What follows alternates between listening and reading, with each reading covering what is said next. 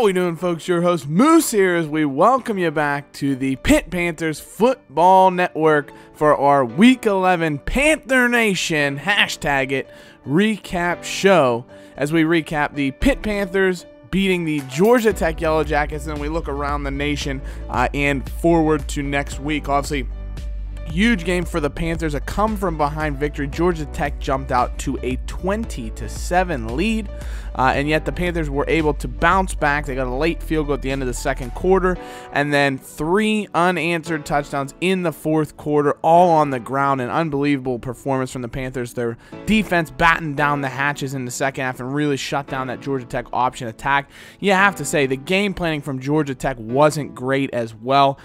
Matthew Jordan's not the fastest player. He's not a guy that's going to beat you one-on-one, so he was just getting little short gains against the Panthers, and the Panthers were more than happy to force those 3rd and 4, 3rd and 3 types of plays because they had the faith in themselves that they could stop Jordan if he was going to keep the ball on a 3rd and 3 or a 3rd and 2 type of play. The Panthers, didn't have a great game offensively, 3 interceptions in the first half, but they battled back and ran for 264 yards. They actually outran Georgia Tech, who only ran for 227, so that's even more impressive from the Panthers. Ben DiNucci, definitely not his finest effort, a guy that's been inconsistent this season. He's had a couple of just fantastic games. This was not one of those, only 1 touchdown and 3 interceptions on the day, but the rushing attack more than made up for it, which DiNucci contributed to with 50 yards. Darren Hall had 63 yards. Whitehead and Henderson each had 20-plus yards on a couple of carries. Quadri Olson with just a very solid day, 100 yards on the ground and a touchdown. Great performance from him, and just really well balanced. 3 rushing touchdowns from 3 different players. Jester Weah had a big game, 4 catches for 69 yards, including that great touchdown on the lovely little mid-screen that they ran. It was kind of a beautiful play, got Weah into space, and the blocking downfield was fantastic. So the Panthers offense looked solid. The defense was really, really strong. Jordan Whitehead, we know what kind of support he can provide in run defense, and he really did a great job. Led the team with 9 tackles in addition to his touchdown that he had on the ground. So 25 yards on the ground plus 9 tackles and a deflection. A fantastic performance from him. Panthers still did get 2 sacks. Jason Jordan, the freshman, and Keyshawn Camp had the 2 sacks, some deflections from the Panthers. So really strong game overall, for the Panthers defense. If you're holding Georgia Tech to 300, 310 yards roundabout, then you're doing your job.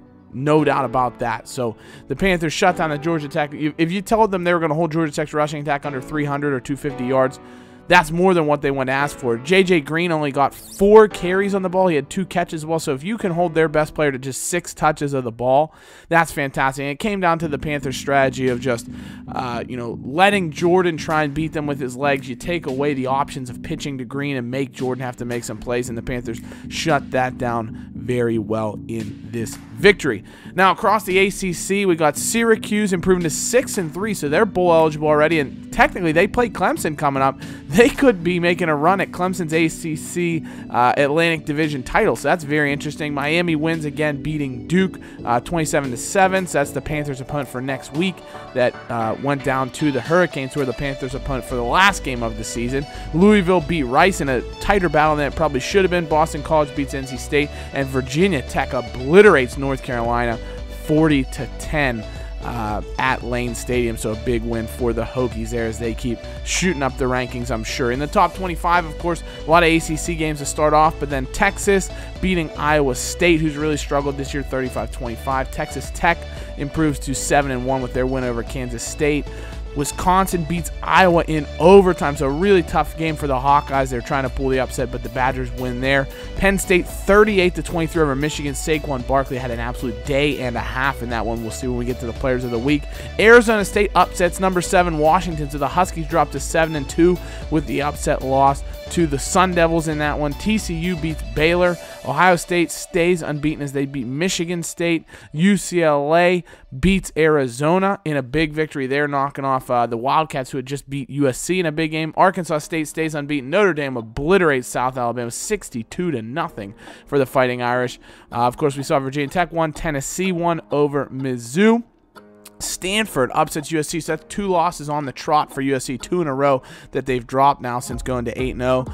And then Alabama, bouncing back from their loss to LSU, beats Mississippi State 28-21 in this particular matchup. So players of the week, big games around the country. Sage Lewis, 2 sacks, a forced fumble, and recovered a fumble, so good game for him. Victory over Old Dominion for the FIU outside linebacker. And Saquon Barkley, 113 yards on the ground, 3 touchdowns, 9 catches for 149 yards, and a touchdown. So what is that? 262 yards and 4 touchdowns. Unbelievable performance from him. So great game from the Penn State halfback. Paris Bennett with another fantastic game for Syracuse, the outside linebacker, with 3 sacks in the win over Wake. And Joseph Yearby with 3 touchdowns, 121 yards on the ground in the Miami victory. It's unfortunate that there's no overall player of the week, because Jordan Whitehead certainly deserved consideration for that. Lamar Jackson's back on top of the Heisman race with Deshaun Watson falling out. So I think those 2 ACC quarterbacks are going to come down to the wire for who wins that, though. Dark horse Luke Falk and maybe even JT Barrett, who was last year's Heisman winner, may have something to say about it as far as coming forward and winning the Heisman again this year, a repeat winner, the first since Archie Griffin, another Ohio State player. And you can see Ohio State bouncing off that JT Barrett's Ohio State squad. They are sitting there still at number 2 in the country, and they have a massive matchup coming up this week that could really decide potentially national title hopes for the Buckeyes as well as for the Penn State Nittany Lions, as those 2 teams will be facing off this week in the game of the week. It's going to be an unbelievable matchup. Your Pitt Panthers jump up to 10th with their victory in the losses of USC and Washington, so a lot of struggles for the Pac-12 this year. They aren't really hanging out in any kind of conversation for a national title game bid. So definitely a tough season for them, unfortunately. But the ACC looking very strong. You got Clemson, you got Miami, you got Pitt in the top 10. SEC's got LSU and Alabama, the usual suspects. Big 12's got TCU, Texas Tech in there. Big 10, Clemson, and Penn State. So some balance from those conferences, but like we said, the Pac-12 really struggling in this regard. Big game of the week, obviously, Penn State going to Ohio State, going into the Horseshoe. It's the number 3 offense versus the number 9 offense, number 18 defense versus the number 1 defense that Ohio State has. It's going to be a huge matchup. Herbstreit's actually picking the Nittany Lions in this one, though the Ohio State turnover differential, I think, could really play a decisive factor in this one. They've been much better at taking the ball away than Penn State has, and that could really be the deciding factor in such an evenly matched game like this is. Other big games around the country: Texas taking on Oklahoma State. The Cowboys are hosting the Longhorns. Texas is just a fantastic squad, though. They've, you could argue with the talent that they have, they've even underachieved, losing 2 games in conference already. And Herbstreit is picking Texas to come away with the victory in this one. Syracuse taking on Clemson. You'd expect the Tigers to win, but it's a big matchup because if Syracuse wins, they would be in the driver's seat for the ACC Atlantic Division crown with 1 loss, and Clemson with 1 loss, but they'd have the head-to-head victory. So it's a game that Clemson cannot afford to look past here on their schedule. Additionally, Duke coming to take on your Pitt Panthers. Your Pitt Panthers taking on a Blue Devils team that they routed last season, 52-13. Nate Peterman, the Panthers quarterback, had 286 yards, 4 touchdowns. Quadri Henderson had a big game with a touchdown on the ground and a touchdown through the air. He's really kind of, you don't want to say underachieved this year, but he hasn't been as much of a factor, especially in the receiving game. Not a lot of touchdowns there, just I think 2 touchdowns maybe. He's got a few rushing touchdowns as well, but maybe not as much of a factor. The Panthers, though, you look at how strong they've been offensively. Their defense has really come alive of late. I would have to say the last couple of games they've done very, very well. And if you look at Duke, though, every other game they've won. So if things were to hold straight, they should beat the Panthers here just based on the fact that they've won and lost every other game. But they haven't beaten a team with a winning, or excuse me, they beat Louisville. They did upset Louisville, but every other team they've beaten is like a 2-win team. So unless lightning strikes twice, you'd expect the Panthers to come away with the victory here. That's a team that we know they handled so well last year. The Panthers just had a lot of speed, did a really good job with the rushes around the edge last year. And, of course, Peterman rushing the offense. But it'll be a little bit different for the Panthers with DiNucci under center. The big thing for the Blue Devils, as we take a look at some of their top players in the their lineup overall, they got a couple of good players. Wilson, obviously, is a very strong running back. Roming's a good, solid receiver. A couple of good defenders as well for the Blue Devils. But, no real superstars here. Daniel Jones, their quarterback, is questionable. And he's missed a lot of games. That's why you actually see Parker Braum, their senior backup quarterback, actually has more pass attempts and more stats this season because Jones has missed some time injured. But Jones looks like he may be back this week. He's probable for the week, so it remains to see if he can come in. He's a little bit more mobile. He's a big guy, really, really big size-wise quarterback, and someone that could have an impact in the passing game. Even though he wasn't great last year, threw 2 interceptions in the matchup last year, he's definitely someone that could have an impact, though he probably won't be as mobile considering he's coming off of a stress fracture in his foot. You hope that's fully healed for him, but I'm sure he's not up to 100%, which means his scrambling may not be great. Bame's been solid with the ball. His completion percentage is under 50%, but he has been safe with it. Only 2 interceptions to 9 touchdowns. Very, very solid in that regard.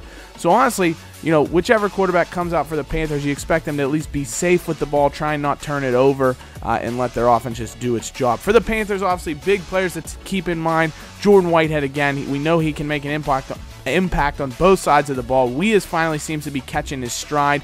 He's up to 30 catches on the season, 46 yards a game, which is well under his average last year. He was up over 80. Had a great year, especially with the deep balls and yards over the catch. He averaged, I think, 24 yards a catch last year, which was unbelievable. So you hope to see more of that from Weah as the season progresses and make himself a big target for Ben DiNucci, who, you know, for all his good decisions as a runner and everything like that, hasn't been great of late for the Panthers, especially, you know, against Georgia Tech with the 3 interceptions. But we'll see. The big thing for the Panthers, they have some huge recruits coming this week. They got Adam Chandler, a 5-star wide receiver. Michael Carter, another 5-star wide receiver. Guys that have a lot of speed, could maybe factor in like a Quadri Henderson type role, but with even more catching ability and route running ability. So guys that really could develop into superstar type players for the Panthers. And on that recruiting note, if the Panthers want to bring in, you know, some big recruits, they did get 2 recruits this past week. We brought in Herbert Smith, tight end from Green Acres City, Florida. Wasn't heavily recruited. Temple was looking at him. UMass was looking at him. But we wanted a solid tight end, a good blocker, someone that could just add some depth there as we are losing senior tight end Matt Flanagan. So Smith, not a ton of speed, not a great catcher, but he's a good solid blocker, someone that, you know, maybe we could develop into a decent contributor to the team. And also we brought in Scott Carter. He's a PA product from Pottsville, PA. Add some to that pipeline in Pennsylvania. Again, a player that wasn't heavily recruited besides by us at Pitt, but he's got okay speed. You know, his tackling's not great, but he's okay in man coverage, which is what we play primarily, so maybe we'll see him develop down the road. But as always, guys, thank you so much for watching. I hope you enjoyed the episode. Let me know who's going to win the Penn State-Ohio State game, what's going to happen in that one, who's going to win the Pitt-Duke game, what's the final score going to be, who's our key player, what should we do offensively in this matchup. I'd love to hear from you guys. So as always, thank you so much for watching. Hail to Pitt. We'll see you soon. Take care. Bye-bye.